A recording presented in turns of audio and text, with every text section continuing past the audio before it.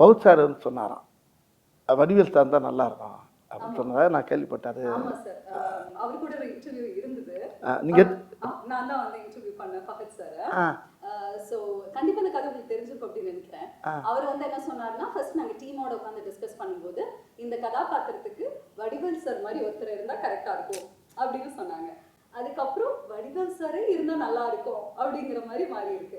அப்புறம் மலையாளத்துல பண்ண வேண்டிய படம் இது தமிழ்ல வடிவேல் சாருக்காகவே பண்ணணும் அப்படிங்கிற வந்து மாறி இருக்கு. நீங்க எப்படி பாக்குறீங்க? ஐயோ, பெரிய அவர் சொன்ன வார்த்தை எனக்கு வந்து மனசை ரொம்ப நெகிழ வைக்குது. என்னன்னா, எனக்கு எப்படி நீங்கள் எப்படி செய்யோ அது மாதிரி எனக்கு பெரிய லட்சம் கோடி மக்களில் எவ்வளோ பேர் ரசிகர், அதில் அவரும் எனக்கு பெரிய ரசிகர். அவர் என் நேரம் பார்த்தாலும் அப்பா வந்து உங்களை பாடுறா வடிவேல் இப்படி பண்ணுறாரு பாடுறா அப்படின்னு சொல்லுவார். அப்பாவும் நானும் எங்கள் ஃபேமிலியெல்லாம் பயங்கர ஃபேன் அவங்களுக்கு அப்படின்னாரு. அப்படியே சார் நான் சின்ன பிள்ளைலேருந்து 12வது படிக்கிலேருந்து உங்கள் பார்த்துக்கிட்டு இருக்கேன் சார், நான் பயங்கர தீவிர ஃபேன் சார் நான் அப்படின்னு மாமன்னே என்கிட்ட ரொம்ப நேரம் சொல்லியிருந்தார். இப்போ இந்த படத்தில் ரொம்ப நெருக்கமாக உட்காந்து பேசக்கூடிய அளவுக்கு இந்த படத்தில் அவர் கூட எனக்கு ஒரு வாய்ப்பு கிடைச்சது.